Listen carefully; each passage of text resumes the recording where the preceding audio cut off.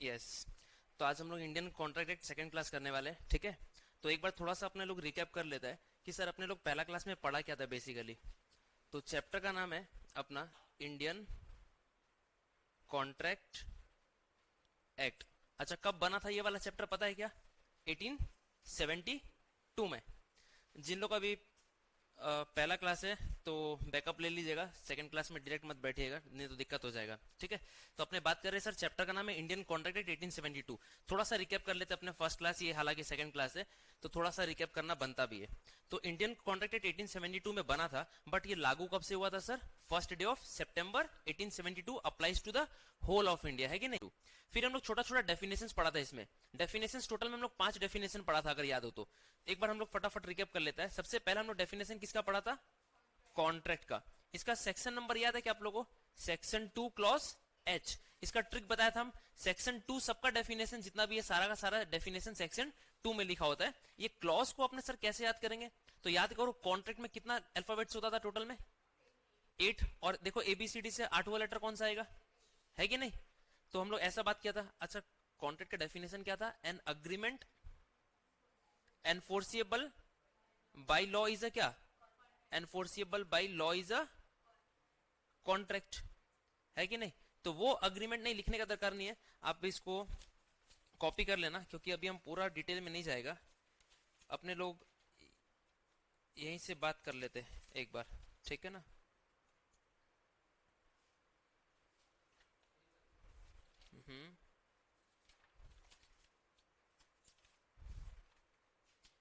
ठीक है, तो अपने लोग यहां से बात कर लेते हैं सर।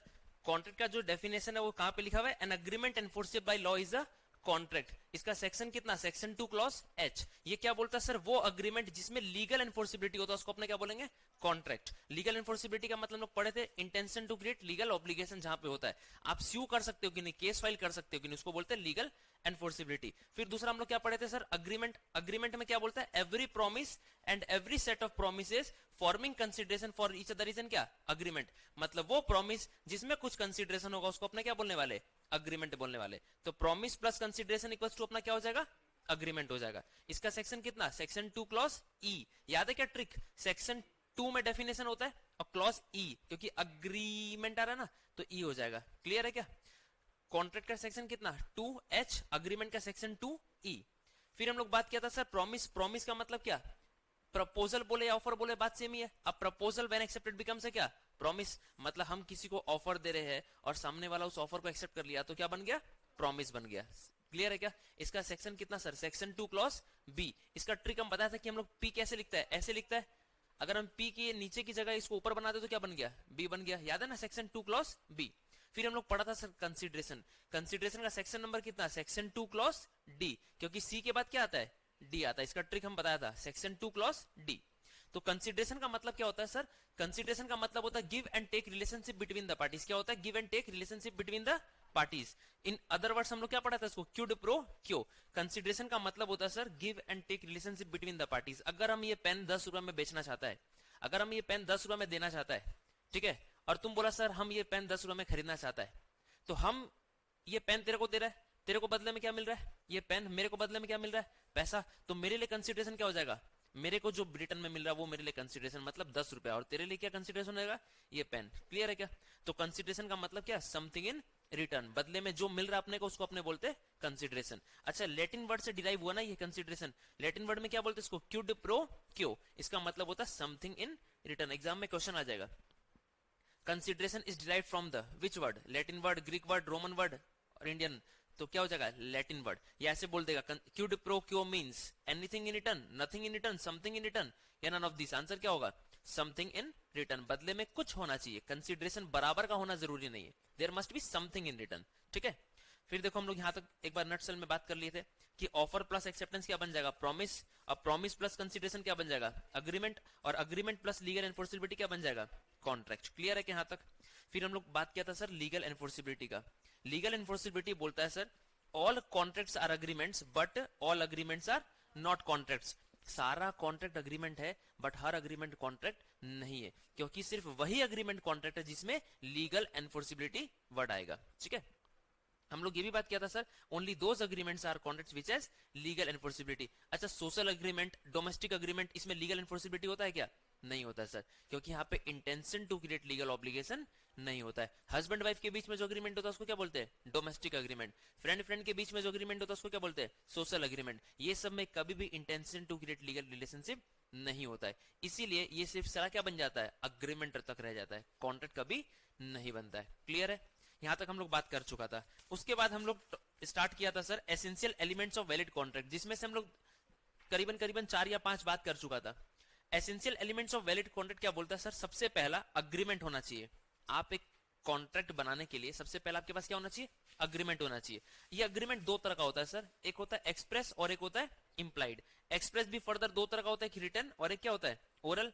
और इंप्लाइड बाय क्या होता है? एक्शन और implied by law. Express return में क्या बोलता है सर? हम लोग अग्रीमेंट जो है वो 3 तरीका से कर सकता है, या तो लेटर के थ्रू, या तो टेलीग्राम के थ्रू, और या तो फिर ईमेल के थ्रू। क्लियर है क्या? या तो हम लोग लेटर के थ्रू कर सकता है, या तो टेलीग्राम के थ्रू कर सकता है, या तो ईमेल के थ्रू कर सकता है। और एक्सप्रेस ओरल में हम लोग कैसे कर सकता है? या तो फेस टू फेस, या ओवर अ टेलीफोन, और या तो फिर वीडियो कॉन्फ्रेंसिंग के थ्रू हम लोग कॉन्ट्रैक्ट एंटर कर सकता है। क्लियर है क्या? दूसरा इंप्लाइड मतलब क्या सर? बिना बोले और बिना लिखे, जहां पे आपको कुछ बोलने और लिखने का दरकार नहीं होता है, जो अपने आप से कॉन्ट्रैक्ट क्या हो जाता है? एंटर हो जाता है, जहां पे आपका कोई इरादा नहीं होता है। समझ में आ रहा है? जो ऑटोमेटिकली क्या हो जा रहा है? इंप्लाइड है, कॉन्ट्रैक्ट एंटर हो जा रहा है। इंप्लाइड बाय एक्शन और implied by law. Implied by action मतलब क्या सर? जहां पे आप कुछ बोल नहीं रहे हो और कुछ लिख नहीं रहे हो, खुद ब खुद क्या हो जा रहा है? कॉन्ट्रैक्ट एंटर हो जा रहा है। जैसे इंप्लाइड बाय एक्शन को अपने क्या बोलते हैं? टैसिट कॉन्ट्रैक्ट, है कि नहीं? Tacit contract which is inferred from the conduct of the parties. ATM में तुम पैसा निकालने जाता है तो एटीएम को बोलता है कि हम पैसा निकालने आएंगे, तुम पैसा दे दोगी क्या? ऐसा जाके एटीएम में बोलते हैं। हम लोग क्या करते हैं? कार्ड लेके जाते हैं, कार्ड स्वाइप करते हैं, पैसा निकल के आ जाता है। तो कार्ड का स्वाइप करना मतलब क्या हो रहा है? एक एक्शन हो रहा है, एक गेस्चर हो रहा है।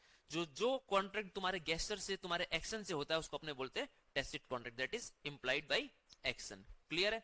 दूसरा एग्जांपल हम लोग पढ़ा था, fall of hammer during auction sale. अगर ऑक्शन हम लोग करते हैं तो हैमर गिराते हैं ना, 1 2 3, और जैसे ही हैमर गिर गया मतलब क्या हो गया? अब you are bound to take, अब तुमको लेना पड़ेगा। तो वो सारा कॉन्ट्रैक्ट जो एक्शन से होता है उसको अपने क्या बोलते हैं? Tacit contract, that is implied by action. Clear है? फिर उसके बाद हम लोग पढ़ा था sir implied by law. Implied by law मतलब क्या होता है? Quasi contract where the obligation is imposed by law, जहां पे आपका कोई इरादा नहीं होता किसी के साथ कॉन्ट्रैक्ट एंटर करने का, कानून के द्वारा आपके ऊपर एक ऑब्लिगेशन डाल दिया जाता है, and you have to fulfil such responsibility, जिसको हम लोग पढ़े थे doctrine of unjust enrichment. No one should be allowed to become rich at the expense of other or others. ठीक है ना?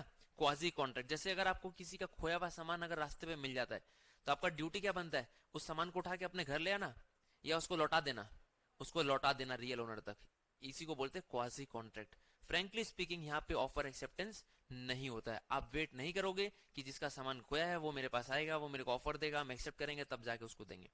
लॉ बोलता है कि डॉक्ट्रिन ऑफ अनजस्ट एनरिचमेंट बोलता है कि no one should be allowed to become rich at the expense of other or others. किसी और के पैसे पे या किसी और का नुकसान करके आप अमीर नहीं बन सकते हो, आपको नहीं बनने दिया जाएगा। ठीक है ना? इसको बोलते हैं क्वाजी कॉन्ट्रैक्ट। ठीक है? फिर हम लोग बात किया था sir capacity of parties, competent parties जिसको अपने बोलते हैं कि सर किस किस के साथ हम लोग कॉन्ट्रैक्ट एंटर कर सकता है एंड किस किस के साथ हम लोग कॉन्ट्रैक्ट एंटर नहीं कर सकता है। तो जिसके साथ हम लोग कर सकता है उसको हम लोग क्या बोलते हैं? कॉम्पिटेंट पर्सन, और जिसके साथ नहीं कर सकते उसको बोलते हैं इनकॉम्पिटेंट पर्सन। यहाँ पे भी 3 नाम है सर, यहाँ पे भी 3 नाम है। किस किस के साथ कर सकते हैं? बोलता है पहला पर्सन ऑफ साउंड माइंड, मतलब जिसका नॉर्मल दिमाग है, एकदम सही है हम लोग की तरह।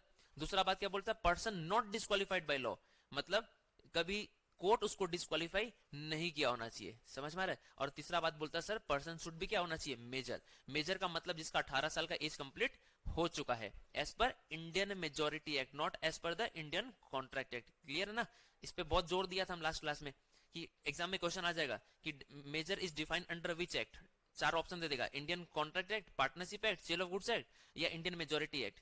इंडियन मेजोरिटी एक्ट आंसर होगा। समझ में आ रहा है? मेजर का डेफिनेशन मतलब 18 साल जिसको बोलते हैं हम लोग, वो बात कहां पे लिखा हुआ है? इंडियन मेजोरिटी एक्ट के अंदर में। क्लियर है? सर किस किस के साथ हम लोग कॉन्ट्रैक्ट एंटर नहीं कर सकते? लॉ बोलता है पर्सन ऑफ अनसाउंड माइंड, जिसका दिमागी हालत नॉर्मल नहीं है, सही नहीं है। समझ में आ रहा है? जो पागल सनकी टाइप का इंसान, उसके साथ हम लोग कॉन्ट्रैक्ट एंटर नहीं कर सकते। बट इसमें भी एक कहानी में ट्विस्ट था, हम बताया था तुम लोगों को। एक ऐसा इंसान जो दिन के समय नॉर्मल रहता है, शाम आते आते पागल हो जाता है, उसके साथ हम लोग सर कॉन्ट्रैक्ट एंटर कर सकता है क्या? लॉ बोलता है बिल्कुल कर सकते हैं। When he is of sound mind, जब उसका दिमागी हालत हम लोग की तरह था, बिल्कुल नॉर्मल था, चंगा था, तब हम लोग बिल्कुल कर सकते हैं, और जब पागलपन चालू हो जाएगा तब उसके इसमें नहीं कर सकते। क्लियर है क्या? दूसरा बात बोलता है sir person disqualified bye law, मतलब जिसको कानून क्या कर दिया, डिस्क्वालीफाई कर दिया, उसके साथ आप कॉन्ट्रैक्ट एंटर नहीं कर सकते हो। समझ में आ रहा है? दाऊद के साथ सर हम कॉन्ट्रैक्ट एंटर कर रहे, दाऊद मेरे को बोला था कि हम तुमको 10 लाख रुपए देंगे, इसको उड़ा दे, हम उसको उड़ा भी दिया, दाऊद मेरे को 10 लाख रुपए नहीं दे रहा, हम कोर्ट में जाएंगे उसके खिलाफ केस करेंगे, कर सकते? क्योंकि लॉ पहले से बोल दिया कि ऐसे लोगों के साथ अगर आप कॉन्ट्रैक्ट एंटर करते हो तो कोई प्रोटेक्शन आपको नहीं दिया जाएगा, क्योंकि वो सब सारे के सारे क्या डिस्क्वालीफाइड है। समझ में आ रहा है? एलियन एनिमी कंट्री के साथ कोई करते हो तो आपको कोई प्रोटेक्शन नहीं मिलेगा। ये सब सारे के सारे पर्सन डिस्क्वालीफाइड बाई लॉ माने जाते। तीसरा बात बोलता सर माइनर, माइनर मतलब बच्चा। समझ में आ रहा है? जो 18 साल का एज कंप्लीट नहीं किया है उसके साथ भी आप कॉन्ट्रैक्ट एंटर नहीं कर सकते हो। क्लियर है क्या? यहाँ तक हम लोग बात कर चुके थे कंपिटेंट पार्टीज में। तीसरा बात हम लोग क्या किया था, फ्री कंसेंट। फ्री कंसेंट में हम लोग दो बात किया था। एक तो सबसे पहले कंसेंट का मतलब क्या होता है? कंसेंट का मतलब होता है कंसेंसस, मतलब कि तुम्हारा तुम्हारा इंटेंशन और मेरा इंटेंशन क्या होना चाहिए, सेम होना चाहिए। तुम्हारे दिमाग में कुछ और चल रहा है, मेरा दिमाग में कुछ और चल रहा है, तो वो कंसेंट नहीं माना जाएगा। समझ में आ रहा है? कंसेंट मतलब होता है when two parties are agree upon the same thing in the same sense, मतलब तुम्हारा सोच और मेरा सोच दोनों का क्या होना चाहिए, सेम होना चाहिए, सेम थिंग के ऊपर होना चाहिए। ठीक है? तो देखो क्या लिखा हुआ है, two person are said to be consented when they are agree upon the same thing in the same manner और सेम सेंस। ये भी एक लैटिन वर्ड से डिराइव किया हुआ है। इसका मतलब होता है consensus ad idem. Consensus ad idem का मतलब होता है agree upon the same thing in the same sense और सेम मैनर। ठीक है ना? फिर हम लोग बात किया था sir free consent. Free consent में बहुत सारा क्वेश्चन आएगा आप लोगों का। फ्री कंसेंट का मतलब क्या होता है?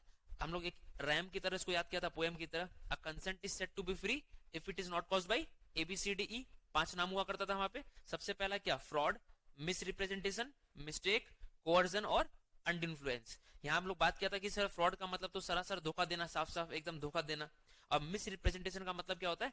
एक गलत चीज को सही तरीका से पेश करना जिसका जानकारी आपको भी नहीं होता है। सर हम लोग मिस रिप्रेजेंटेशन का मतलब ये समझते हैं कि ये चीज गलत है और इसको सही तरीका से पेश करना। अगर तुमको पता है कि ये चीज गलत है और तुम सामने वाले को सही बोल के दे रहा है, ये मिस रिप्रेजेंटेशन है तुम लोग के नजर में। बट अगर तुमको पता है ये चीज गलत है, उसको बाद तुम उसको सही तरीका से रिप्रेजेंट कर रहा है, समझ में आ रहा है? गलत चीज है उसको सही तरीका से रिप्रेजेंट कर रहा है जिसका इन्फॉर्मेशन तुमको पता है, तब तो ये फ्रॉड नहीं माना जाएगा क्या? तब तो धोखा हो रहा है एक तरह से। एक तरह से देखा है तो धोखा कर रहा है कि नहीं तुम उसके साथ में? तुमको पता है ये चीज गलत है, उसके बावजूद तुम उसको सही तरीका से दे रहा, मतलब धोखा है। मिस रिप्रेजेंटेशन में क्या होता है सर, ये चीज गलत है, ये चीज गलत है, बट ये गलत है इसका जानकारी मेरे को भी नहीं पता। समझ में आ रहा है? कोई मेरे को बोला कि ये पेन बहुत अच्छा पेन है, जादुई पेन है, जो इसको लेके बैठेगा एग्जाम में 100 में 100 आएगा। हमको पता नहीं था कि ये काला जादू किया हुआ पेन है। हमको पता नहीं था कि काला जादू किया हुआ पेन है कि जो लेगा इसको, जो जितना भी लिखेगा फेल हो जाएगा। हमको ये बात पता नहीं था। तो हमको कोई बोला कि जादुई पेन है, 100 में 100 आ जाएगा। हम भी तुम लोग को बोल दिया कि तुम लोग भी एक एक पेन खरीद लो, 100 में 100 आ जाएगा। ठीक है? और हकीकत में पेन में जादू किया हुआ था। ठीक है?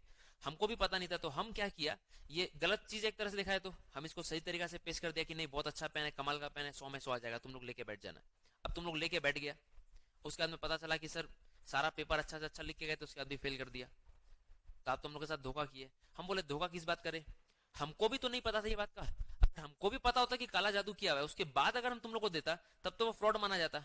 तो मिस रिप्रेजेंटेशन और फ्रॉड में फर्क क्या है कि फ्रॉड में इंटेंशन रहता है और सामने वाला पार्टी को पता रहता है जो धोखा करना चाह रहा है। समझ में आ रहा है? और मिस रिप्रेजेंटेशन में जो पार्टी प्रेजेंट कर रहा है उसको पता नहीं होता है कि ये चीज असल में गलत है। क्लियर है क्या? मिस रिप्रेजेंटेशन इसको बोलते हैं, गलत चीज को सही तरीका से पेश करना जिसका इंफॉर्मेशन उसको भी नहीं पता होता। अगर वो पता हो जाएगा तो वो फ्रॉड बन जाएगा। क्लियर है? फिर हम लोग बात कर रहे थे सर मिस्टेक, ये तो हम लोग जानता ही है मिस्टेक क्या होता है, जिसमें इंटेंशन नहीं होता है। ठीक है? ये एक पार्टी का भी हो सकता है, दो पार्टी से भी मिस्टेक हो सकता है। उसको बोलते हैं यूनिलेटरल मिस्टेक और बाइलेटरल मिस्टेक। पढ़ेंगे हम लोग आने वाला क्लास में। कोअर्जन और अंडर इन्फ्लुएंस के बीच में हम लोग बात किया था। कोअर्जन और अंडर इन्फ्लुएंस में क्या होता है सर? कोअर्जन का मतलब क्या होता है? फिजिकल फोर्स इज अप्लाइड, जहां पे फिजिकल थ्रेटनिंग। समझ में आ रहा है? मतलब हम बोला कि तुमको जान से मार देगा, बंदूक रख के तेरे से क्या करा रहा है, सारा प्रॉपर्टी साइन करवा रहा है। ठीक है? जहां फिजिकल फोर्स अप्लाई कर रहा है। ठीक है? गला पे हाथ रख के बोला है कि सारा प्रॉपर्टी साइन कर देनी तो गला दबा देगा। ठीक है? बंदूक से उड़ा देगा, किडनैप कर लेगा। तो ये सब सारा क्या हो गया, कोअर्जन वाला केस हो गया। और यहाँ पे क्या होता है सर, मेंटल और मोरल प्रेशर इज क्रिएटेड, जहां पे मेंटली तुमको क्या किया जाता है, प्रेशर किया जाता है।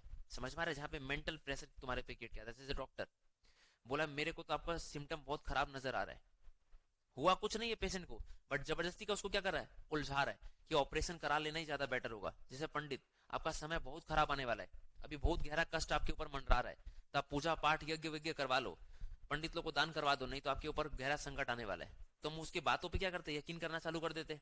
एक तरह से वो क्या कर रहा है, मेरा माइंड को डाइवर्ट कर रहा है, समझ में आ रहा है, इमोशनली क्या कर रहा है, एक तरह का मेरे को ब्लैकमेलिंग कर रहा है, मेंटल प्रेशर क्रिएट कर रहा है मेरे ऊपर में। ठीक है, क्या डॉक्टर इस केस में बोलेगा क्या कि अगर तुम ऑपरेशन नहीं करेगा तो तुम्हारा नस काट देंगे, तुमको जान से मार देंगे, ऐसा बोल रहा है? जान से मारने वाला बात यहाँ पे आता है सर, यहाँ पे इमोशनली तुमको क्या कर रहा है, बहका रहा है। समझ में आ रहा है? तो यहाँ फिजिकल फोर्स अप्लाई होता है, यहाँ पे मेंटल फोर्स अप्लाई होता है। यहाँ पे रिलेशनशिप बिटवीन द पार्टीज होगा नहीं होगा, बट यहाँ पे रिलेशनशिप बिटवीन द पार्टीज क्या होगा, ऑलवेज एग्जिस्ट करेगा। समझ में आ रहा है? अब किडनैपर के साथ तुम्हारा क्या संपर्क हो गया कि नहीं सर, शाहरुख खान अगर जैसा कोई किडनैपर आएगा तो ही अपने आप को किडनैप करवाएंगे, नहीं तो किडनैप नहीं करवाएंगे। समझ में आ रहा है? वो तो कोई भी आ सकता ना रे, बट यहाँ पे अगर रास्ता चलता कोई आदमी तेरे को बोलेगा कि तेरा समय भी बहुत खराब है, तू घर से बाहर मत निकलना 10 दिन तक, तुम उसका बात मानेगा? बोले क्या फालतू फालतू बात करे सुबह सुबह।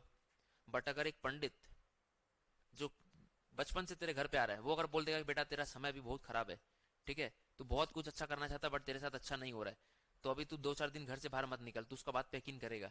क्यों? क्योंकि वहां पे रिलेशनशिप एग्जिस्ट कर रहा है। क्लियर है क्या? और फिर नेक्स्ट क्या है sir, it is a crime, ये एक तरह से धोखा है, क्राइम है ये। किसी को बंदूक रखा के किसी का प्रॉपर्टी ले लेना, किसी को जान से मारने का धमकी देना, ये सब क्राइम है, बट ये कोई क्राइम नहीं है। समझ में आ रहा है क्या? तो अगर ये पांचों में से कोई भी एक एलिमेंट अगर रहता है ना, ये पांचों में से कोई भी एक एलिमेंट अगर होगा तो वो फ्री कंसेंट नहीं माना जाएगा। That is fraud, misrepresentation, mistake, coercion, undue influence. अगर पांचों में से कोई भी एक एलिमेंट रहेगा तो फ्री कंसेंट नहीं माना जाएगा। और लॉ बोलता है कि कॉन्ट्रैक्ट वैलिड बनाने के लिए फ्री कंसेंट होना जरूरी है। मतलब खुले दिल से अपने इच्छा से आप किसी के साथ कॉन्ट्रैक्ट एंटर कर रहे हो तो ही फ्री कंसेंट माना जाएगा। ठीक है, गलती से हो गया, दबाव में आके आप कर रहे हो तो वो फ्री कंसेंट नहीं माना जाएगा। क्लियर है क्या? फिर हम लोग बात किया था sir certainty of meaning. Certainty of meaning में हम लोग क्या पढ़ा था कि अग्रीमेंट का मीनिंग क्या होना चाहिए, सर्टन होना चाहिए, स्पेसिफिक होना चाहिए, क्लियर होना चाहिए। याद है ना एग्जांपल, तेल वाला एग्जांपल, ऑयल वाला एग्जांपल, वो लेने गया था कोकोनट ऑयल, उसको दे दिया कौन सा, केरोसिन ऑयल, है कि नहीं? तो अग्रीमेंट का मीनिंग सर्टन होना चाहिए। अगर मीनिंग सर्टन नहीं होगा तो वो क्या माना जाएगा, वॉइड अग्रीमेंट माना जाएगा। क्लियर है क्या? वॉइड माना जाएगा। वॉइड का मतलब नॉट एनफोर्सेबल, जिसमें लीगल एनफोर्सिबिलिटी नहीं होता है। क्लियर है? फिर हम लोग बात किया था sir agreement not expressly declare to be void. ये भी बात कर चुका था क्या? आज करेगा क्या हम लोग ये सब बात? ठीक है, यहीं तक हुआ था ना सर्टेनिटी ऑफ मीनिंग तक। चलिए उसके बाद आप लोग लिखो पॉइंट नंबर 6। आज का क्लास हम लोग स्टार्ट करते हैं।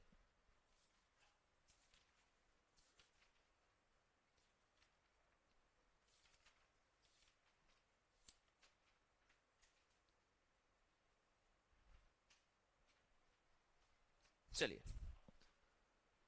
तो आप लोग हेडर देना, पॉइंट नंबर 6 लिखो, सर्टेनिटी ऑफ मीनिंग। 5 बना दो इसको, एक ही बात है। 4 तक हुआ था क्या हम लोग का? ठीक है 5 बना लो इसको, कोई दिक्कत नहीं। Certainty of meaning, sorry, agreement not expressly declare to be void. Certainty of meaning तक तो हम लोग कर लिया था, इसको 5 नंबर बना लीजिए। अपने 4 तक पहला क्लास में कर चुका था, आज अपने पॉइंट नंबर 5 करने वाले, agreement not expressly declare to be void.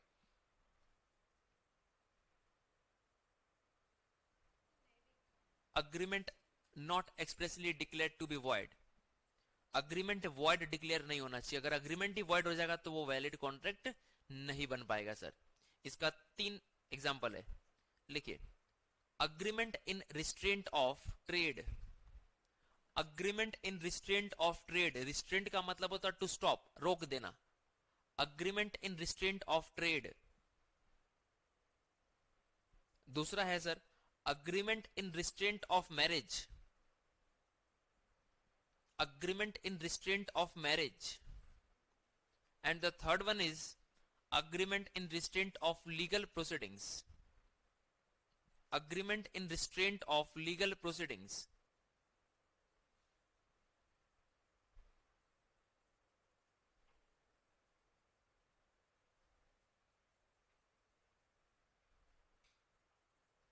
Restraint का मतलब होता है सर टू स्टॉप, रोक देना किसी को कोई काम करने से।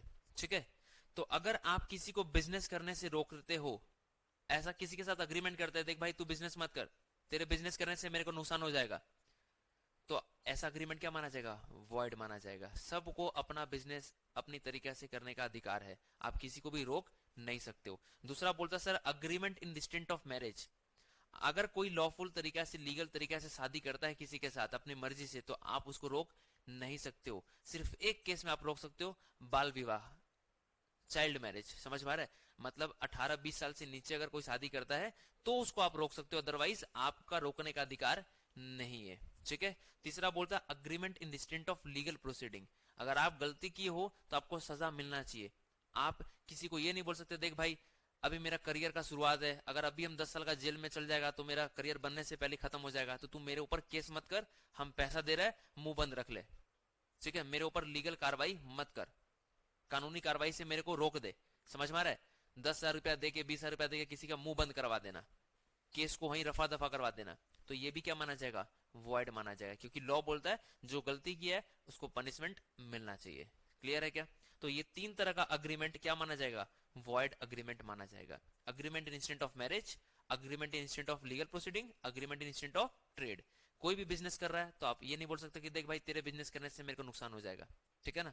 अभी हम लॉ पढ़ा रहा है, कोई और टीचर अगर आके बगल वाले रूम में लॉ पढ़ाना चाहता है तो हम उसको रोक सकता है क्या? नहीं सर, आपके आने से मेरा स्टूडेंट कम हो जाएगा, ऐसा तो नहीं बोल सकता है। अब बिग बाजार खुला हुआ है तो स्पेंसर क्या बगल में नहीं खुल सकता है?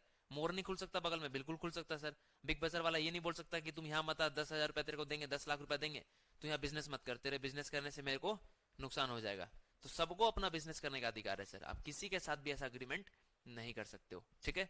दूसरा अग्रीमेंट इंस्टेंट ऑफ मैरिज, कोई बिल्कुल शादी करने से नहीं रोक सकते हो। ठीक है, कि भाई तू उससे शादी मत कर, वो मेरा प्यार है, तो जो लेगा तेरे को वो देंगे, बट इसको छोड़ दे, ऐसा नहीं बोल सकते सर। ठीक है। Agreement instant of legal proceeding बात हो चुका था। क्लियर है यहां तक? चलिए पॉइंट नंबर कितना? 6। पॉइंट नंबर 6 लिखिए, lawful consideration. Lawful consideration, lawful consideration लिखिए, lawful consideration. Point number 6 lawful consideration लिखिए। लॉफुल कंसिडरेशन के अंदर consideration means, consideration means give and take relationship. Consideration means give and take relationship. Consideration means give and take relationship between the parties. याद करो definition, first class में same definition लिखा था हम लोग। Consideration means give and take relationship between the parties, full stop. In other words, in other words, in other words it means, in other words it means something in return. in other words it means something in return, है कि नहीं? Para change करो और लिखो consideration is derived,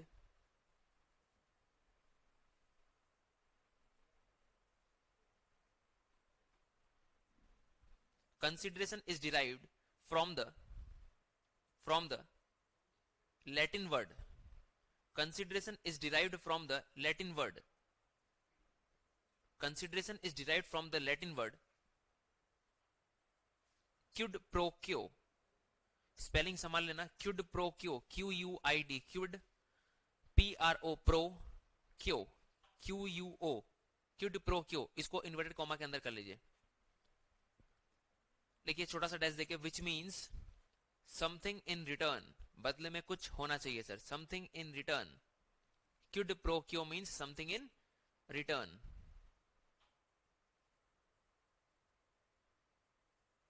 clear है? अब लिखिए paragraph change करके, consideration are of 3 types. Consideration are of 3 types.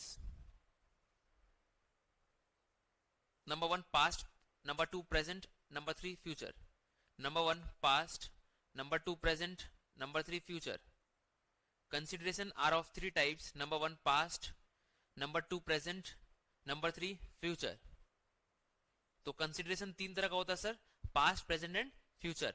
But England में पास्ट कंसिडरेशन को कंसिडरेशन नहीं मानता है। एक नोट लिखिए, नोट नीचे एक नोट लिखिए, in England, in England past consideration is no consideration. Past consideration is no consideration. England में बोलता सर हम लोग पास्ट के ऊपर विश्वास नहीं करता, जो बीत गया सो बीत गया, फ्यूचर और प्रेजेंट पे बात करो। पहले क्या दिया था नहीं लिया था उससे कोई मतलब नहीं है। Past consideration is no consideration. Clear है क्या? अब पैराग्राफ चेंज करो और लिखो consideration must be real. Consideration must be real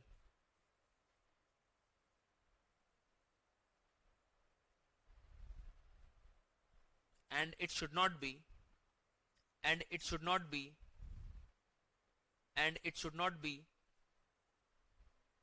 and it should not be consideration should be real and it should not be immoral. IMMORAL immoral. IMMORAL immoral comma IMMORAL immoral comma vague VAGUE VAGUE ठीक है VAGUE वेग। वेग का मतलब होता है false, झूठा, illusory जिसको बोलते हैं वेग। और अपोज्ड टू पब्लिक पॉलिसी और opposed to public policy OPPOSED OPPOSED opposed to public policy OPPOSED opposed to public policy. Clear है क्या? ठीक है। तो लॉ बोलता है कि sir consideration oppose to public policy नहीं होना चाहिए, मतलब अगेंस्ट द पब्लिक पॉलिसी नहीं होना चाहिए। अगर हम बोलता है कि रोहन मेरा एक दुश्मन है, उसको उड़ाने का कितना रुपया लेगा, बोला सर 10,000 रुपया दीजिए, बैठे बैठे यहीं से उड़वा देते उसको। ठीक है, बैंक लूट के ले आ, तेरे को इतना पैसा देंगे। तो हम जो पैसा दे रहा है वो अच्छा काम के लिए दे रहा है, गलत काम के लिए दे रहा है? गलत काम के लिए दे रहा है और गलत पैसा दे रहा है। तो लॉ बोलता है consideration oppose to public policy नहीं होना चाहिए, it should be real legal and not be oppose to public policy. समझ में आ रहा है क्या? अगेंस्ट नहीं होना चाहिए पब्लिक के। क्लियर है? उसके बाद नेक्स्ट आप लोग लिखो लॉफुल ऑब्जेक्ट। उसके बाद आप लोग लिखो next lawful object, lawful object and purpose. Lawful object and purpose point number कितना ये 7 क्या लिखो लॉफुल ऑब्जेक्ट एंड पर्पस। ये बोलता है कि सर आपका कॉन्ट्रैक्ट का जो ऑब्जेक्ट है वो पर्पस जो है वो लॉफुल होना चाहिए, वो गलत इरादा नहीं होना चाहिए। जैसे किसी को मारने का, चल आज हम लोग दोनों बैंक लूटते, दोनों जन मिलके HDFC बैंक है बगल में, उसको लूट लेते हैं और लूटने के बाद अपने क्या करेंगे 50-50 कर लेंगे। तो अपने बीच में जो कॉन्ट्रैक्ट हो रहा है वो अच्छा काम के लिए हो रहा है, गलत काम के लिए हो रहा है? इसका मकसद क्या है, इसका इरादा क्या है? गलत काम करना, किसी को लूटना, छीन तय करना, ये सब करना। तो लॉ बोलता है ऐसा नहीं होना चाहिए, आपका पर्पस क्या होना चाहिए, लॉफुल होना चाहिए। ठीक है, लिखिए लॉफुल ऑब्जेक्ट एंड पर्पस के अंदर में the object and purpose the object and purpose of the contract, the object and purpose of the contract should be moral, should be moral. The object and purpose of the contract should be moral and must not be against the public policy and must not be against the public policy and must not be against the public policy। Public policy के against नहीं होना चाहिए sir. ठीक है ना? लिख लो bracket में same as lawful consideration, same as lawful consideration. Example बहुत ही अच्छा लिखा हुआ है, agreement to commit crime, bank robbery, bank को लूटना, क्राइम करना, ये सब सारा का सारा क्या माना जाएगा सर? एग्जाम्पल लिखा हुआ है ना ये example, agreement to commit crime, bank robbery, ये सब सारा क्या माना जाएगा अपना? Void agreement. ठीक है,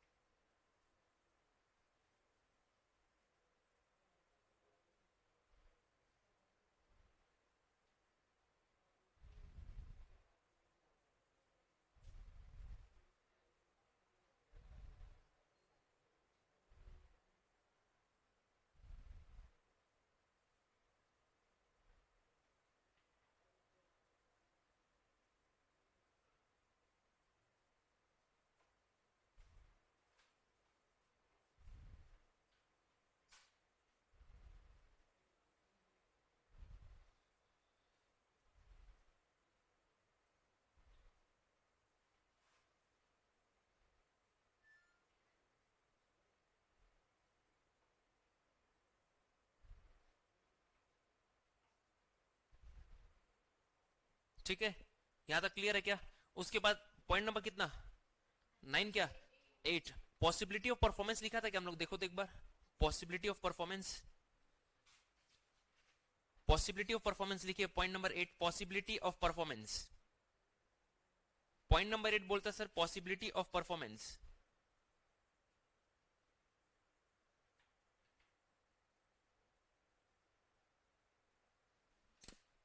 लॉ बोलता है सर वादा ऐसा करना चाहिए जिसको आप निभा सको, पूरा कर सको।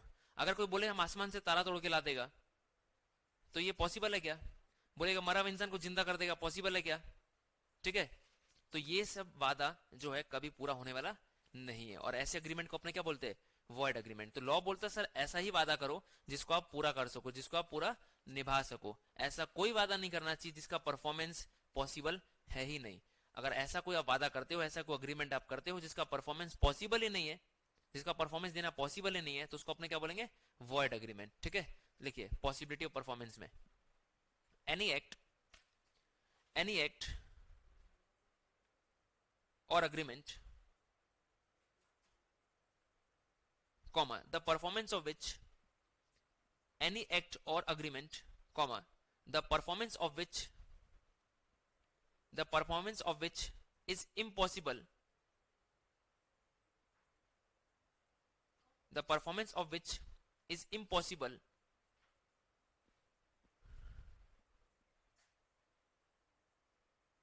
to give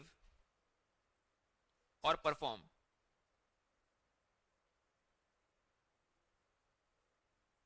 क्या लिखा, an agreement, the performance, an agreement, an act or agreement, the performance of which is impossible to or perform, comma, is said to be void.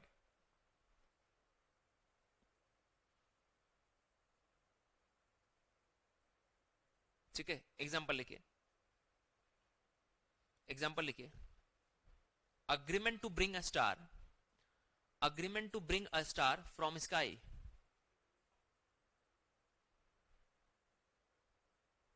आसमान से तारा तोड़ के लाना पॉसिबल ही नहीं है sir.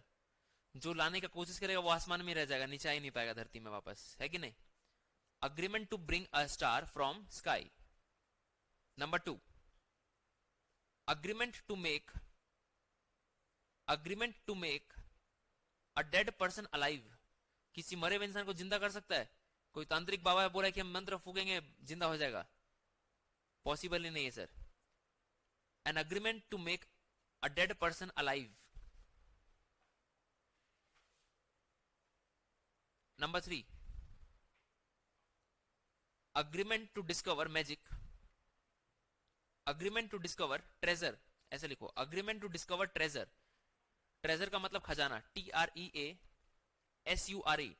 Agreement to discover treasure by magic, जादू से खजाना निकाल देना।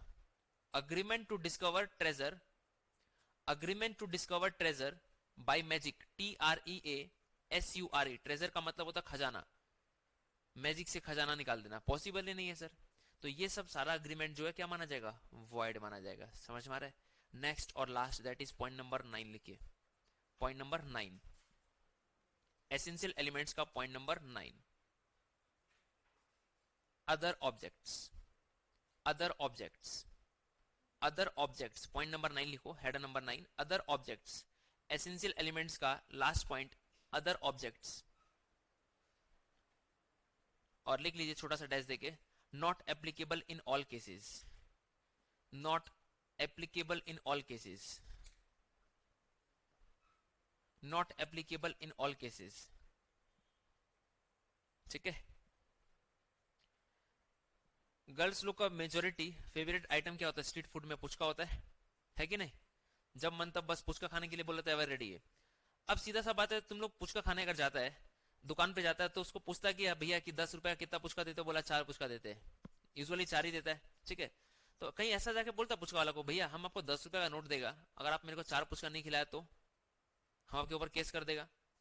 तो चलो आप एक काम करो, ये स्टैम्प पेपर है, आप इसमें लिख के दो कि हम आपको 10 रुपया दे रहा है और आप मेरे को 4 पुचका खिलाएगा। आप वादा करो इस पेपर के ऊपर में, और अगर आप 4 पुचका नहीं खिलाए तो फिर आपके ऊपर हम केस कर देगा। ऐसा बोलता है क्या? मुड़ी वाले के दुकान पे जाता है तो ऐसा बोलता है क्या? अगर आप झाल दे दिया तो पैसा नहीं देगा, आप लिख के दो अगर आप झाल नहीं देगा, ऐसा बोलता है क्या? नहीं सर। क्योंकि डे बाय डे अगर हम लोग ऐसा अगर लिख लिख के कंटेंट एंटर करने लगे तो हम लोग का जिंदगी इसी में बीत जाएगा, हम लोग कुछ काम ही नहीं कर पाएगा फिर। समझ में आ रहा है? तो कुछ कुछ ऐसा फॉर्मेलिटीज होता है, कुछ कुछ ऐसा ऑब्जेक्ट होता है जो हर केस में एप्लीकेबल नहीं होता है। क्लियर है क्या?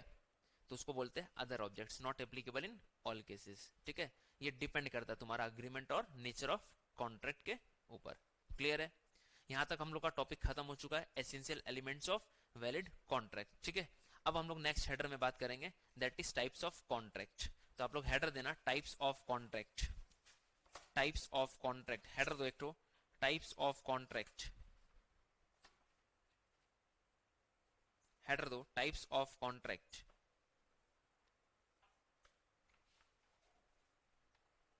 नेक्स्ट हेडर देना टाइप्स ऑफ कॉन्ट्रैक्ट। क्लियर है ना? टाइप्स ऑफ कॉन्ट्रैक्ट साथ साथ में लिखिएगा मेरे।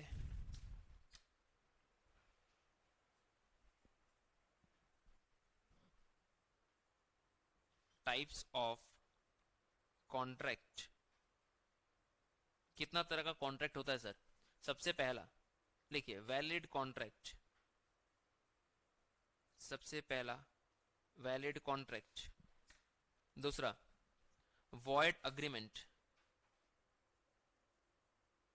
Void agreement. Number next void contract.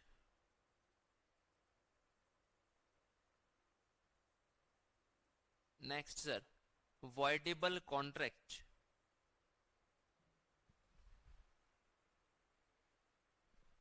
Next executed contract, executed contract। Next sir executory contract। सबसे पहला वैलिड कॉन्ट्रैक्ट, दूसरा वॉइड अग्रीमेंट, तीसरा void contract. Next one is voidable, voidable contract. Next one is executed contract. Point number 6 executory contract. Point number 7 partly executed, partly executed and partly executory.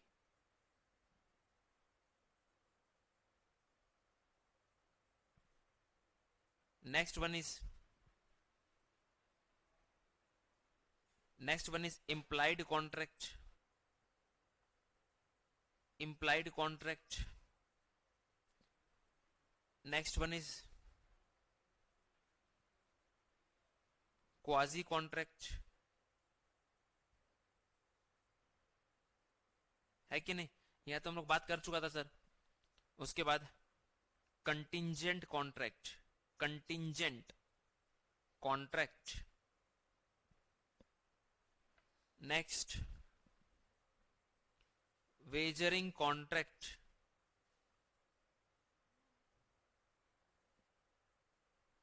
है कि नहीं?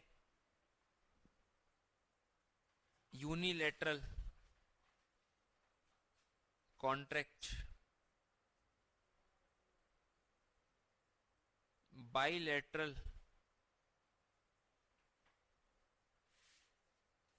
इसको हम लोग वन साइडेड भी बोलते हैं, यूनिलेटरल को one sided contract.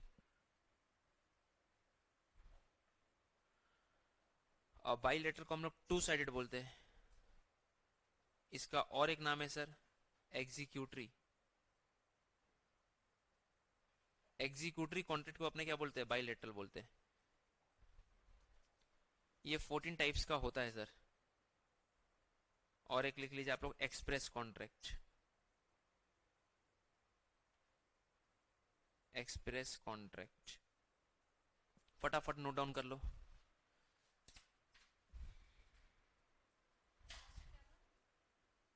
Executory contract बोलते हैं इसको, बाइलेटरल को। लास्ट है अपना एक्सप्रेस कॉन्ट्रैक्ट।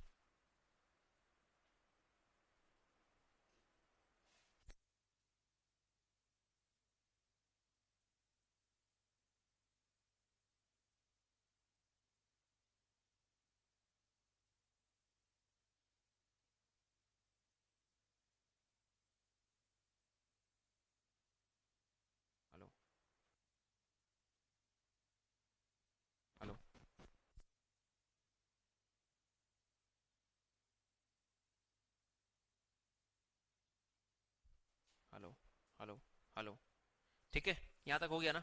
चलिए एक एक करके बात करते हैं फटाफट अपने लोग। सबसे पहला क्या है सर? Valid contract.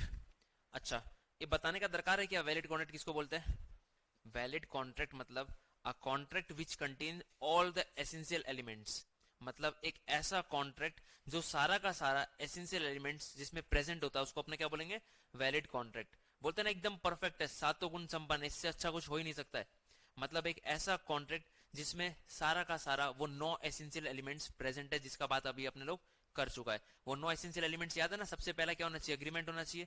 दूसरा competency of parties, free consent, lawful consideration, lawful object, है कि नहीं? Agreement not expressly declare to be void, possibility of performance, है कि नहीं? Certainty of meaning. तो अगर एक ऐसा कॉन्ट्रैक्ट जिसमें सारा का सारा एसेंशियल एलिमेंट्स, वो 9 एसेंशियल एलिमेंट्स अगर प्रेजेंट होगा तो उसको अपने क्या बोलने वाले? Valid contract. A contract which contains all the essential elements, ठीक है? दूसरा है सर वॉइड अग्रीमेंट। दूसरा क्या है? Void agreement. अच्छा, ये वॉइड अग्रीमेंट, वॉइड कॉन्ट्रैक्ट और वॉइडेबल के बीच में अपने डिफरेंस के तौर पे अपने लोग बात करेंगे, और ये बहुत टेक्निकल है। ये एकदम ध्यान से समझना और ध्यान से सुनना तो ही समझ में आएगा, नहीं तो कई बार क्लास करने के बाद भी तुम लोग को दिक्कत हमेशा रहने वाला है, ठीक है? मतलब रहता है यूजुअली, तुम लोग को नहीं रहेगा। बहुत ध्यान से सुनना। तो इसको एक बार होल्ड में कर देता है, उसके बाद हम लोग एक बार आता है एग्जीक्यूटेड कॉन्ट्रैक्ट में। एग्जीक्यूटेड का वर्ड का मतलब समझ में आता है क्या होता है? एग्जीक्यूट का मतलब क्या होता है? एग्जीक्यूट मतलब काम हो जाना। एग्जीक्यूट हो गया है, बोलता ना ये काम एग्जीक्यूट करना है, एग्जीक्यूट करना है। एग्जीक्यूट का मतलब हो चुका है, मतलब काम हो जाना, ठीक है? तो एग्जीक्यूटेड कॉन्ट्रैक्ट का मतलब क्या होता है? एक ऐसा कॉन्ट्रैक्ट जहां पे दो पार्टी या दो से ज्यादा पार्टी, मतलब जितने भी पार्टी है कॉन्ट्रैक्ट में, उन लोग अपना अपना ऑब्लिगेशन पूरा कर चुका होता है, उसको बोलते हैं एग्जीक्यूटेड कॉन्ट्रैक्ट।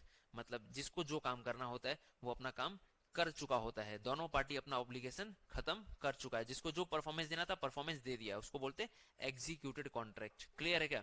से फॉर एग्जाम्पल, तुम मेरे को फीस दिया, हम तेरे को पढ़ा दिया, बात खत्म हो गया। दोनों को परफॉर्मेंस देना था, दोनों अपना काम कर चुका। तेरे को फीस देना ऑब्लिगेशन था, मेरे को पढ़ाना ऑब्लिगेशन था, सिलेबस कंप्लीट कराना ऑब्लिगेशन था।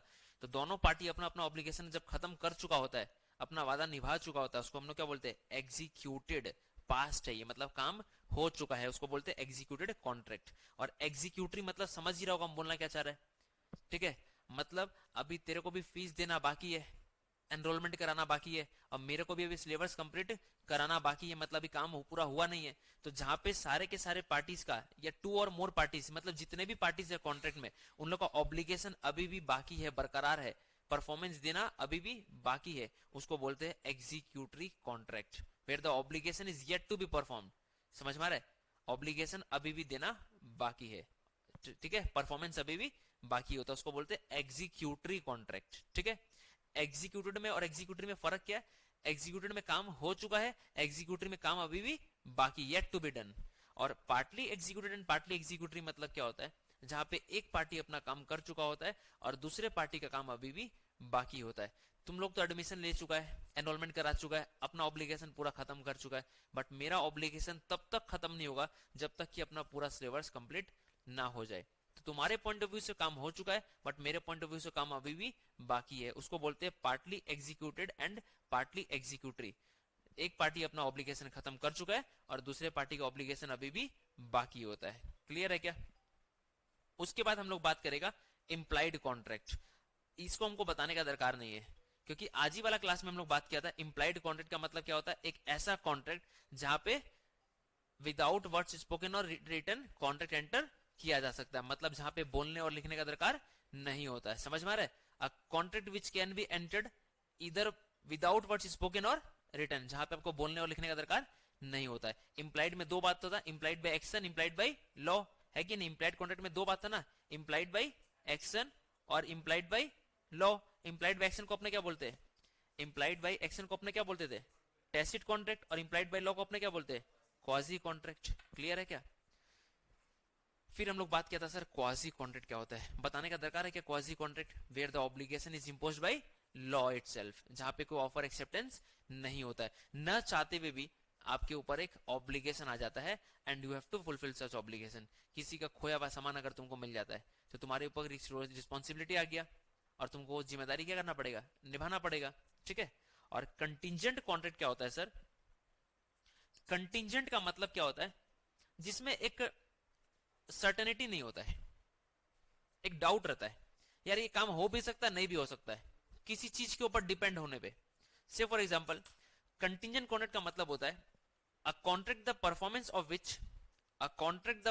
Of which depends upon the happening और non happening of an uncertain future event. मतलब सर अगर ऐसा हुआ तो हम दे पाएगा, ऐसा हुआ तो नहीं दे पाएगा, ऐसा नहीं हुआ तो नहीं दे पाएगा। से फॉर एग्जांपल तुम मेरे पास आया, अब मेरा बहुत सारा फील्ड है, ठीक है ना, फील्ड है, वहां पे कल्टीवेशन होता है, प्रोडक्शन होता है, ठीक है।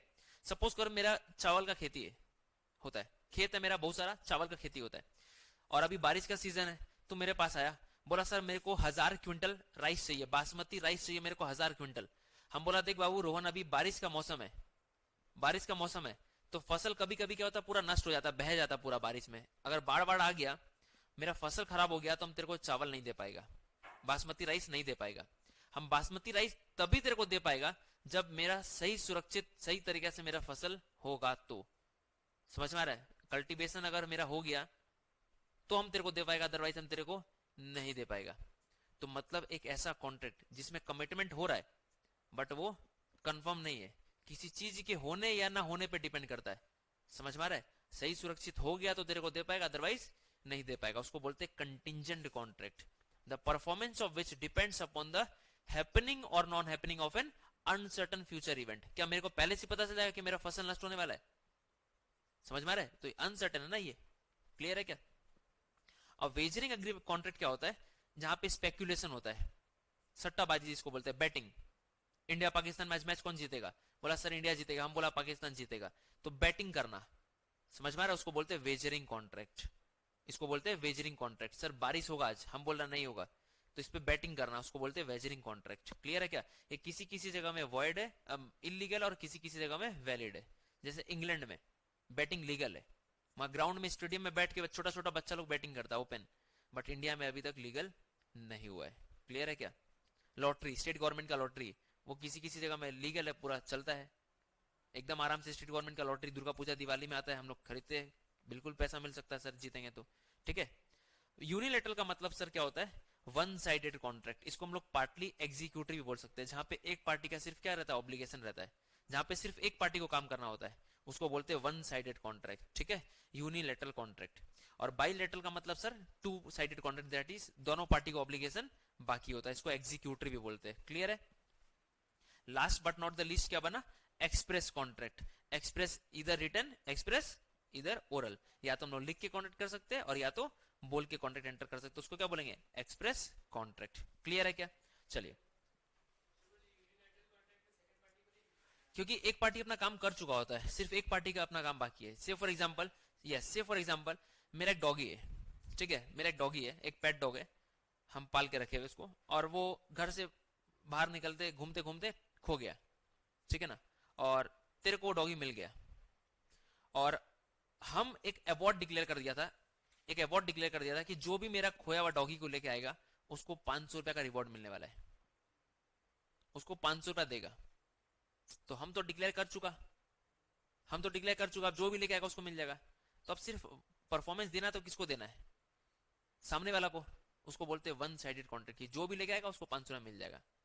समझ में आ रहा है? उसको बोलते हैं वन साइडेड कॉन्ट्रैक्ट, मतलब सामने वाला को अपना परफॉर्मेंस देना है, हम अपना कमिटमेंट कर चुका है, अब हम देगा ही देगा। हाँ, उसका जानकारी सामने वाले को होना चाहिए। मतलब अगर अब इसको पता ही नहीं था कि मैं अवार्ड डिक्लेयर कर दिया 500 रुपए का, और ये डॉगी लाके दे दिया मेरे को, और लाके बोला सर थैंक यू, हम बोले वेलकम, यू मोस्ट वेलकम, और ये बोला भी नहीं मेरे को 500 रुपए का, क्योंकि इसको तो पता ही नहीं है कि सर अवार्ड डिक्लेयर करके रखे। समझ में आ रहा है? अब ये बाहर गया, कुछ दूर के बाद फ्रेंड लोग से मुलाकात हुआ, तब इसको पता चला कि अरे 500 रुपया सर अवार्ड रख के रखे थे। फिर मेरे पास आया दौड़ा दौड़ा, सर बोला 500 रुपया दीजिए। हम बोला किस बात का? बोला सर हमको अभी पता चला कि आप तो अवार्ड डिक्लेयर करके रखे थे कि जो भी डॉगी ला के देगा 500 रुपया मिलेगा। हम बोला क्या ये बात तेरे को पहले पता था? बोला नहीं सर, हमको तो अभी पता चला। तो हम बोले सॉरी, अब तेरे को नहीं मिल पाएगा। बोला सर ये कौन सा बात है? यस, यही बात है, offer must be communicated to the offeree. याद करो third class, offer must be communicated to the offeree. Offer के बारे में ऑफरी को पता होना चाहिए पहले से। अगर डॉगी लाने से पहले इसको पता होता और ये मेरे से मांगता तो हमको देना ही होता इसको, हम बाउंड था। बट लाने के बाद इसको पता चलता है किसी और से, तो फिर इसको पैसा नहीं मिल सकता है। क्लियर है क्या? ये सब बात हम लोग किया था रूल्स रिगार्डिंग ऑफर में, ठीक है। चलो खैर कोई बात नहीं। अब अपना टॉपिक जो बच गया वो वॉइड अग्रीमेंट, वॉइड कॉन्ट्रैक्ट और वॉइडेबल कॉन्ट्रैक्ट के बीच में डिफरेंस। तो बहुत ही ध्यान से हम लोग इसको अभी करने वाला है, और आप लोग भी साथ साथ में मेरे बनाते रहना जैसे जैसे हम बनाएगा, ठीक है ना।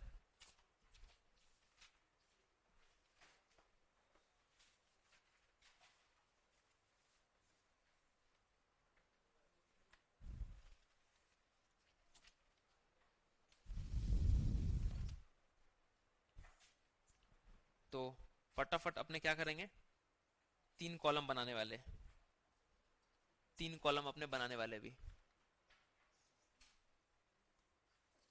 ठीक है ना। 3 कॉलम अपने बनाने वाले भी, 1 2 3। यहां अपने लिखने वाले void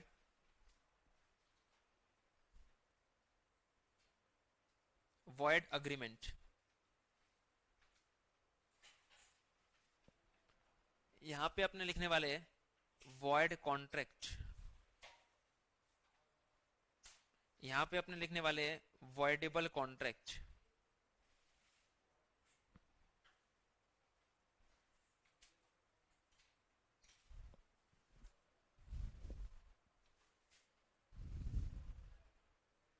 void agreement, void contract, voidable contract. एकदम ध्यान से सुनना, नहीं तो नहीं समझ में आएगा। क्लियर है?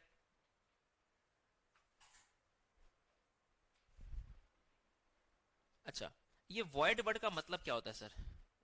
वॉइड का वर्ड का मतलब क्या होता है?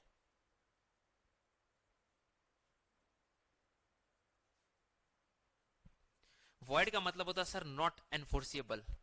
समझ में आ रहा है? Not enforceable, not possible. याद करो, वॉइड अग्रीमेंट मतलब एक ऐसा अग्रीमेंट जिसमें लीगल एनफोर्सिबिलिटी नहीं होता है। तो वॉइड का मतलब नॉट पॉसिबल, नॉट एनफोर्सिएबल। जैसे माइनर के साथ अग्रीमेंट कर रहे, माइनर के साथ अग्रीमेंट कर रहे, पॉसिबल है? लॉ बोला कि माइनर के साथ अग्रीमेंट करेंगे तो वॉइड अग्रीमेंट माना जाएगा। अगर कोई तेरे को बोल रहा है कि मरा हुआ इंसान को जिंदा कर देगा, तुम मेरे को 10,000 रुपया दे दे, हम मरा हुआ इंसान को जिंदा कर देगा, तुम उसको 10,000 रुपया दे दिया, अब वो जिंदा कर पाएगा कभी? वो खुद मर जाएगा बट वो जिंदा नहीं हो पाएगा कभी, सामने वाला। अब तुम उसको स्यू नहीं कर सकता है कि वो मेरे से 10,000 रुपया ले लिया, बोला था मरा हुआ इंसान को जिंदा करेगा, जिंदा नहीं किया। अब कोर्ट में जाके बोला कि मेरा 10,000 रुपया वापस दिलाइए, वो नहीं दे रहा है। कोर्ट बोलेगा मूर्ख, तेरे को पता होना चाहिए 10,000 रुपया देने से पहले कि तुम उसको क्यों पैसा दिया, मरा हुआ इंसान कभी जिंदा होता है, ये बात का एहसास तुमको होना चाहिए। तो ये तुम्हारे उसके बीच में जो अग्रीमेंट हुआ वॉइड अग्रीमेंट है, कभी जिंदगी में पॉसिबल ही नहीं है।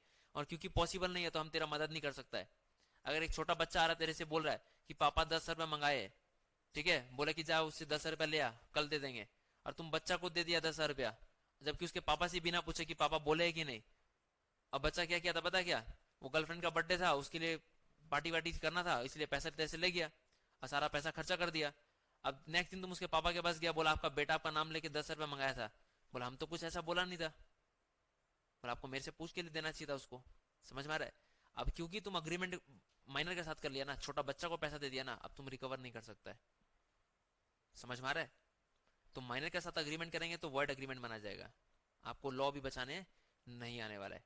तो वॉइड अग्रीमेंट मतलब क्या होता है? एक ऐसा अग्रीमेंट जो वॉइड एब इनिशियो होता है, मतलब जो शुरुआत से ही क्या होता है, वॉइड होता है, जिसमें कभी लीगल एनफोर्सिबिलिटी रहा ही नहीं होगा, ना पहले था, ना अब है, ना कभी और रहेगा। समझ में आ रहा है? शुरू से ही वॉइड है। जैसे कई के लतखोर लोग होता है ना, जिसका दिमाग पढ़ाई लिखाई में शुरू से नहीं था, एकदम मत समझ में आ रहा है क्या? मतलब ना पहले पढ़ाई लिखाई में मन था, ना अभी है, ना कभी जिंदगी में रहेगा। एकदम लतखोर टाइप जिसको बोलते हैं। ठीक है, पढ़ाई लिखाई में एकदम मन नहीं है, शुरू से ही एकदम गया गुजरा है। ठीक है, हमेशा धक्का खाते खाते हर क्लास 2-2 बार पढ़ा है, तो उसको बोलते हैं वॉइड एग्रीमेंट, जो कभी सुधर ही नहीं सकता है। वॉइड एकदम खराब, खत्म, गॉन केस है। क्लियर है क्या? उसको बोलते हैं वॉइड एग्रीमेंट। वॉइड कॉन्ट्रैक्ट क्या होता है सर? वॉइड मतलब नॉट पॉसिबल, जिसमें लीगल एनफोर्सिबिलिटी नहीं होता है। सर आप तो ये वर्ड कॉन्ट्रैक्ट लिख दिए, और कॉन्ट्रैक्ट में तो क्या होता है, लीगल एनफोर्सिबिलिटी होता है। कॉन्ट्रैक्ट मतलब क्या, लीगल एनफोर्सिबिलिटी होता है। तो sir how it is possible, कैसे ये वॉइड और कॉन्ट्रैक्ट एक साथ में जुड़ गया? फर्क क्या होता है, एकदम ध्यान से सुनना, एकदम ध्यान से सुनना।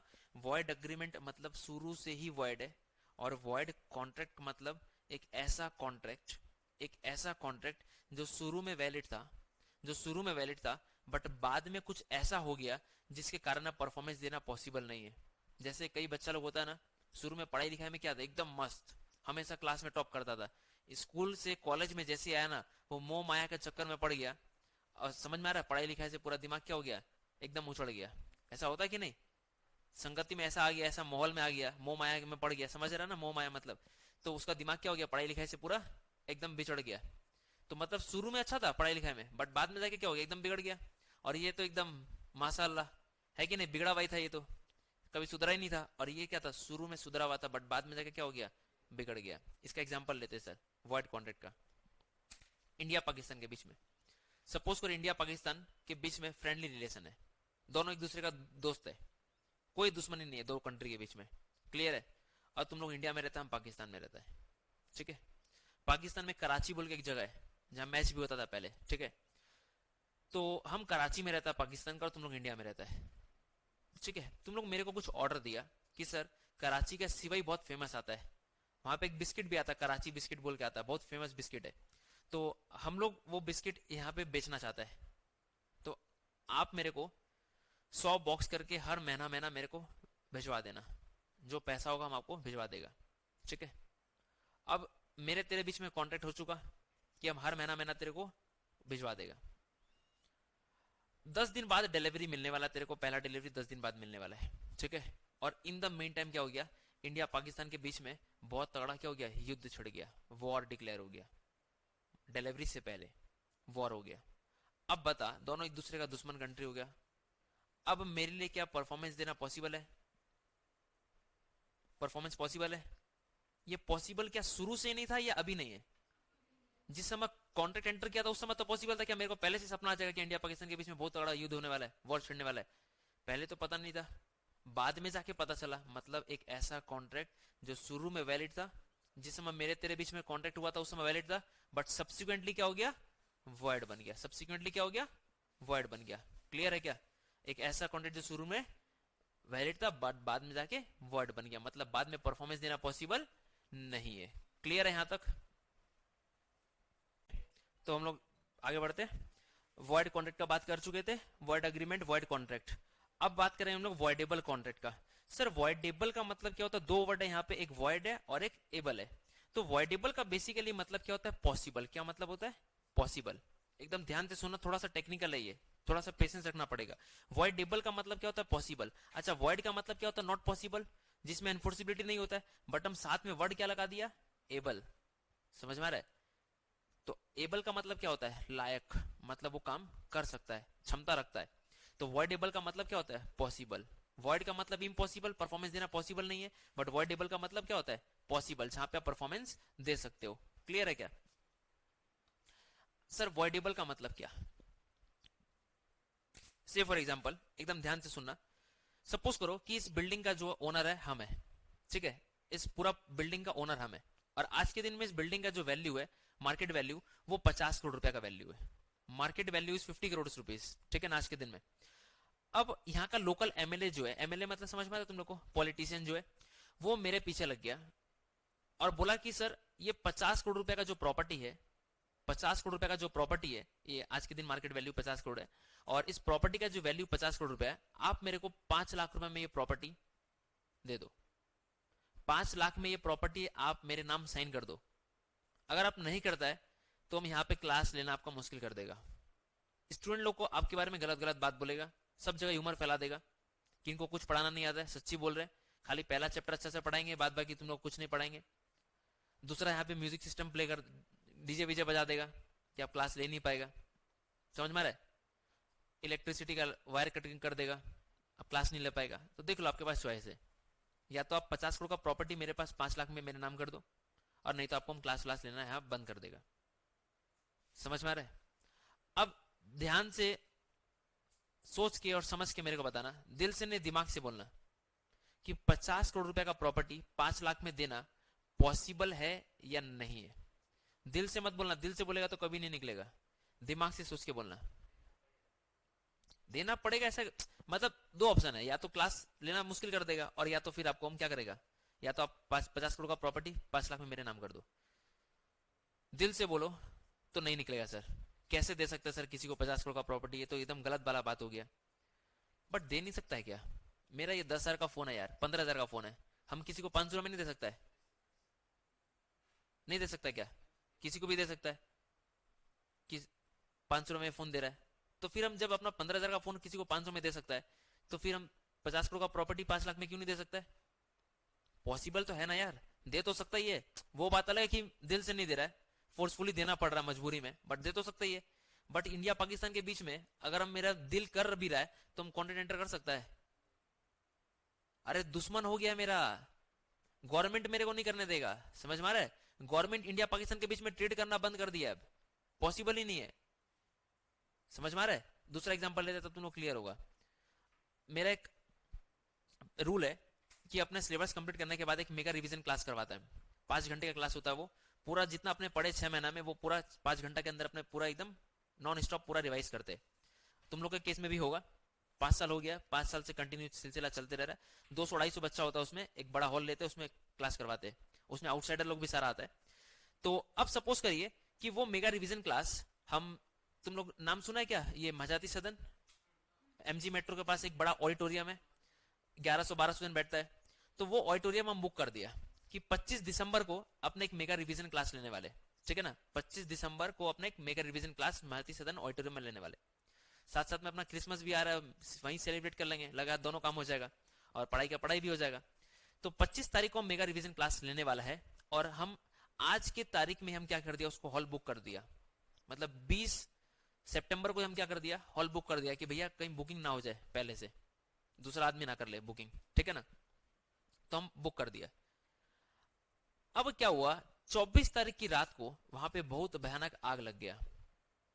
24 तारीख की रात को वहां बहुत भयानक आग लग गया। ठीक है ना? अब बताओ, मेरा क्लास लेना वहां पॉसिबल है क्या? नहीं सर, कोई दिक्कत नहीं, हम लोग एक एक बिस्लरी का बॉटल लेके आएंगे सर, सर आग बुझा देंगे, वहीं पढ़ेंगे सर। ऐसा सुने, वहां पढ़ने से बहुत अच्छा समझ में आता है और सबका 100 में 100 आता है। पॉसिबल है क्या? सर चाह के भी नहीं पढ़ा सकते सर, हम लोग पढ़ना चाहते हैं सर, हम नहीं पढ़ाएंगे। समझ में आ रहा है? क्योंकि पॉसिबल ही नहीं है यार, आग लगा हुआ जगह में हम लोग कैसे पढ़ सकते हैं, कैसे हम पढ़ा सकता है? क्लियर है क्या? बट क्या हम 50 करोड़ का प्रॉपर्टी 5 लाख में दे नहीं सकता है क्या? मेरा प्रॉपर्टी सर, मेरा मन।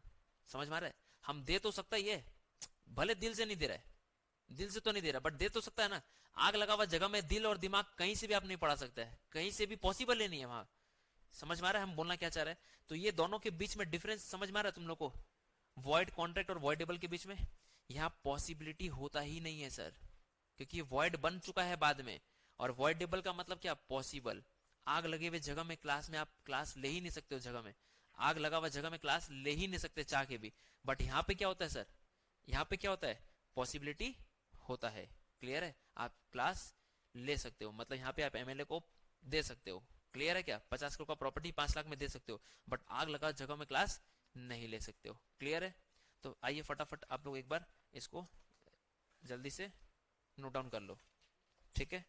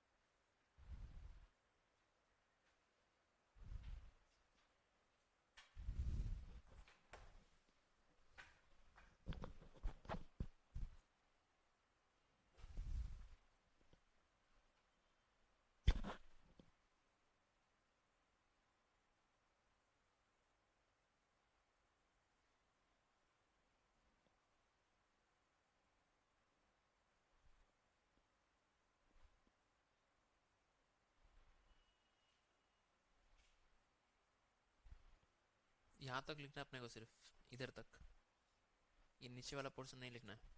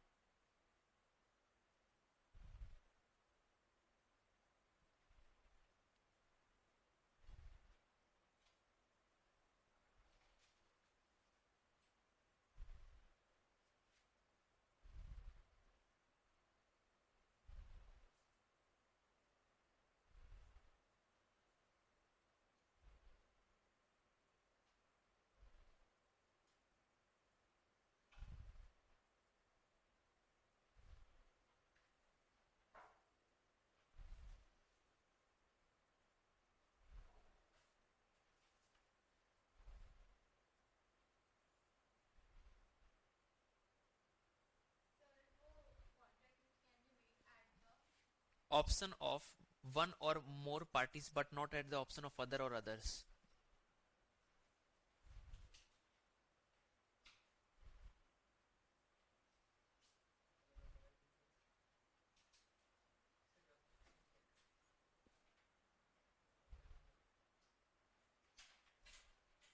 फटाफट बना लीजिए।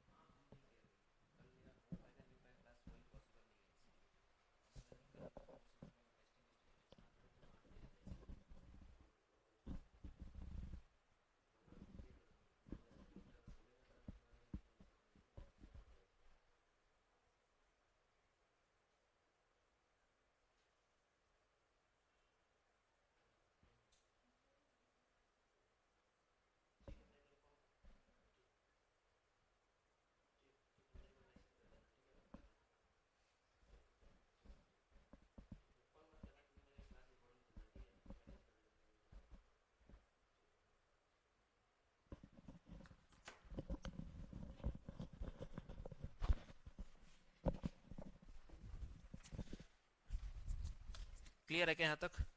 एक बार आइए हम लोग फटाफट देख लेते हैं जल्दी से क्या लिखा हुआ है। वॉइड अग्रीमेंट का मतलब क्या लिखा? Such agreements are void ab initio. Void ab initio का मतलब जो शुरू से ही क्या है, वॉइड है, मतलब कभी लीगल एनफोर्सिबिलिटी रहा ही नहीं होगा। जैसे अग्रीमेंट विथ माइनर, बच्चे के साथ आप अग्रीमेंट कर रहे हो, वो पहले भी वॉइड है, अभी भी वॉइड है, always void. Once a void always void, सीधा सा बात है। Agreement to do impossible act, आसमान से तारा तोड़ के ला देना, ठीक है, मरे हुए इंसान को जिंदा कर देना इम्पॉसिबल है कि नहीं है, तो ये सब सारा अग्रीमेंट क्या माना जाएगा, वॉइड अग्रीमेंट, मतलब शुरू से ही वॉइड है, कभी लीगल एनफोर्सिबिलिटी ना था, ना है, ना कभी रहने वाला है। और वॉइड कॉन्ट्रैक्ट मतलब क्या होता है सर, एक ऐसा कॉन्ट्रैक्ट जो शुरू में वैलिड था, at the time of formation, at the time of beginning, at the beginning वो क्या था, वैलिड था, बट सब्सिक्वेंटली बिकम्स क्या हो जा रहा है, वॉइड हो जा रहा है, मतलब बाद में कुछ ऐसा हो गया जिसके कारण अब परफॉर्मेंस देना पॉसिबल नहीं है। इंडिया पाकिस्तान के बीच में वॉर डिक्लेयर हो गया बाद में, वहां पे आग लग गया था बाद में, इसलिए परफॉर्मेंस देना पॉसिबल नहीं है। और वॉइडेबल का मतलब क्या होता है, जो पॉसिबल है, एक पार्टी के मर्जी पे डिपेंड करता है कि वो क्या करना चाहता है, दो ऑप्शन रहता है वहां पे, समझ में आ रहा है, या तो प्रॉपर्टी साइन कर दो, और या तो फिर वो क्लास लेना मुश्किल कर देगा, तो पॉसिबल होता है, समझ में आ रहा है। ये शुरू से बिगड़ा हुआ रहता है, कभी लीगल एनफोर्सिबिलिटी रहता ही नहीं है, शुरू में अच्छा रहता है, बाद में जाके बिगड़ जाता है कि नहीं। और वॉइडेबल का मतलब तो पॉसिबल है, आप कर सकते हो, क्लियर है, यहाँ तक कोई दिक्कत नहीं है ना। ये बहुत टेक्निकल चीज है, तो ये तंग करेगा तुम लोग को जब एमसीक्यू सॉल्व करेंगे तो। अभी तो कहानी सुनने में बहुत अच्छा लग रहा है, एमसीक्यू जब सॉल्व करेंगे तब दूध का दूध पानी का पानी हो जाएगा, समझ में आ रहा है, बोलिए। हाँ, कोअर्जन एंड इन्फ्लुएंस आ जाता है वॉइडेबल में। वॉइडेबल में चार चीज आता है, मिस्टेक को छोड़ के अगर कोई भी चार एलिमेंट होगा तो वॉइडेबल माना जाएगा, ये चीज ध्यान में रखना। मिस्टेक को छोड़ के अगर कोई भी चार एलिमेंट होगा, fraud, coercion, under influence, miss representation, तो वो वॉइडेबल माना जाएगा। और मिस्टेक अगर आ जाएगा उसके साथ में तो फिर फ्री कंसेंट नहीं माना जाएगा, क्लियर है। अगर चारों में से कोई भी एक एलिमेंट रहेगा तो वॉइडेबल, और पांचों एलिमेंट रहेगा तो फ्री कंसेंट नहीं माना जाएगा। बस एक एलिमेंट हटा दो तो वॉइडेबल, मिस्टेक को छोड़ के, क्लियर है क्या। चलिए एक छोटा सा टॉपिक अपने करते हैं, फिर अपना क्लास यहीं पे खत्म हो जाएगा। थर्ड क्लास फिर हम लोग ऑफर कर ही चुका था, है कि नहीं। चलो फिर आप लोग भी डांस करना चालू कर देगा, नहीं तो 5-7 मिनट और अगर कंटिन्यू कर दिया तो यहाँ पे आप लोग लिखने वाला भी मेरे साथ एक header, all void agreements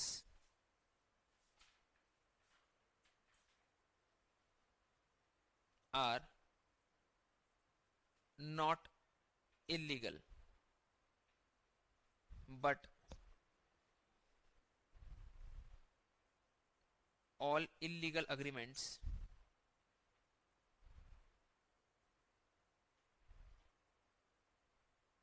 are void। बोलता है sir all void agreements are not illegal but all illegal agreements are void। बताओ तो इज दिस स्टेटमेंट ट्रू और फॉल्स, इज इट ट्रू और फॉल्स, ये स्टेटमेंट ट्रू है या फॉल्स है, सोच के बताना। गलत बोला तो एक चॉकलेट ले लेंगे हम, जल्दी से बताओ। सर सही होगा तो कुछ नहीं देंगे, ठीक है। All void agreements are not illegal but all illegal agreements are void, बताइए सही है गलत है। बोलता सर हर void agreements illegal हो ऐसा जरूरी नहीं है, but her illegal agreements void है। अरे सोचो ना यार, अग्रीमेंट विथ माइनर, हम एक माइनर के साथ अग्रीमेंट किया, एक बच्चे के साथ अग्रीमेंट कर दिया, पुलिस पकड़ के मेरे को जेल के अंदर कर देगा कि अब माइनर को साथ कॉन्ट्रैक्ट क्यों एंटर किए। अरे यही तो मेरे को प्रोटेक्शन नहीं मिलेगा, लॉ में मेरे को प्रोटेक्शन रिलीफ नहीं मिलेगा, समझ में आ रहा है, मतलब उसको पैसा जो दिया वो पैसा वापस नहीं मिलेगा, बट पुलिस पकड़ के थोड़ी मेरे को ले जाएगा जेल के अंदर, समझ में आ रहा है। तो वॉइड अग्रीमेंट है, माइनर के साथ जो अग्रीमेंट किया वॉइड है, बट वो इलीगल नहीं है, क्लियर है। दाऊद के सर सर अग्रीमेंट कर रहा है, दाऊद के साथ में हाथ मिला रहा है, समझ में आ रहा है। दाऊद जनता तो क्या होता है, मतलब क्या होता नहीं है, मतलब कौन है, ठीक है। तो उसके साथ हाथ मिला लिया सर, सर उसके साथ हाथ मिलाना क्या है, इलीगल है या लीगल है, इलीगल है कि नहीं, वो इलीगल भी है और वो वॉइड भी है, समझ में आ रहा है। सुपारी कॉन्ट्रैक्ट्स, सर किसी को सुपारी दे रहे, सुपारी मतलब चुटकी सूटी सुपारी वाला नहीं, वो वाला सुपारी, मतलब समझ में आ रहा है, किसी को उड़ा देना, किसी को जान से मार देना, उसके लिए हम सुपारी दे रहे किसी को, ठीक है, किसको किडनैप करना है, इसको उड़ाना है।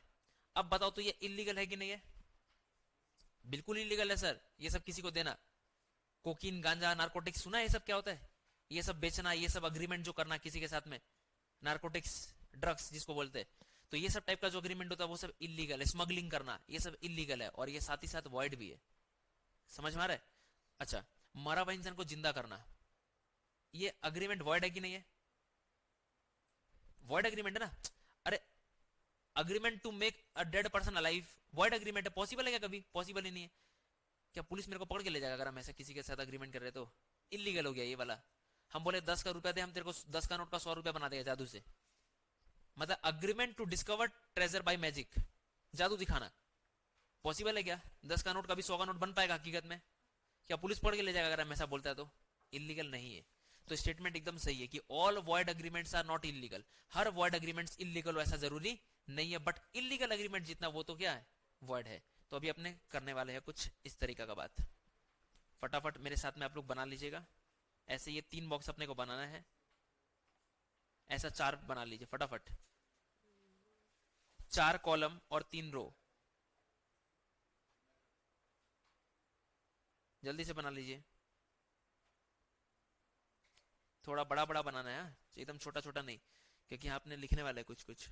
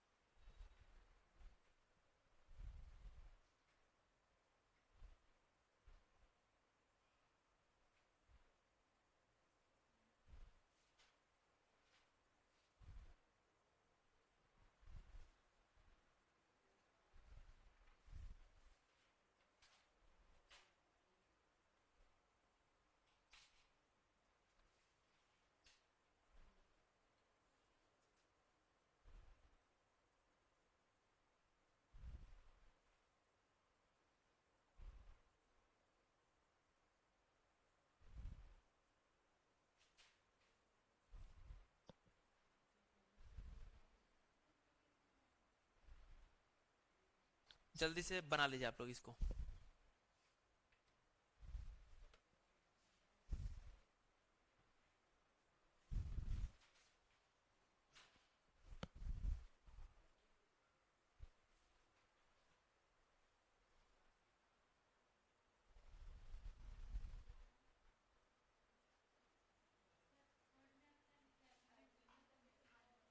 agreement with a minor, void but not illegal. First one is agreement to do an impossible act, void है बट इलीगल नहीं है। सुपारी कॉन्ट्रैक्ट्स void भी है, इलीगल भी है। Agreement with a minor void है but not illegal. Agreement the meaning of which is uncertain, void है सर और इलीगल नहीं है।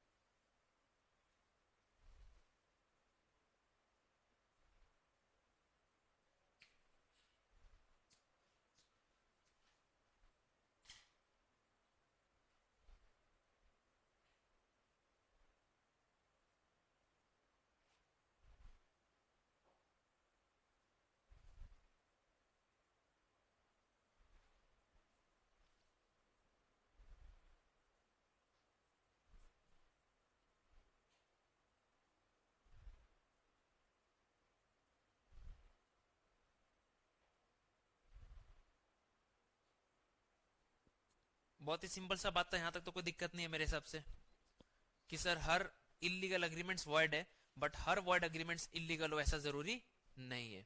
ठीक है ना? तो स्टेटमेंट क्या है, एकदम बिल्कुल सही है।